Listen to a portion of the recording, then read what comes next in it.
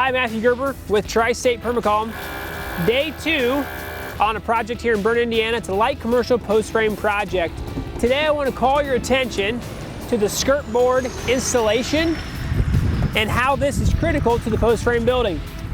So when using a Perma-Column, precast concrete column, ICC certified and made in the USA, when you're utilizing this product, there is some consideration that needs to be given to how you install the skirt board.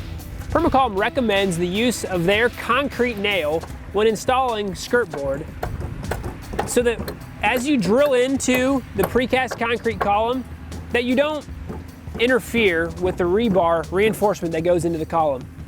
The nail is a 2.5-inch concrete nail. When you go through 1.5 inches of treated skirt board, you'll only go 1 inch into the Perma-Column.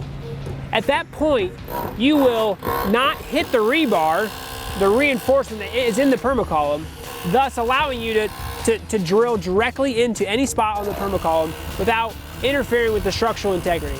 When installing skirt board using a Perma-Column, as far as your height or where you set your treated skirt board is no different than any other post frame building you may build. Figure out your finished floor elevation and where you want your treated skirt to set within that dimension, and place your skirt board on your post at that spot. The only difference really is that you need to use a concrete hammer drill to pre-drill your holes into your skirt board into the precast concrete.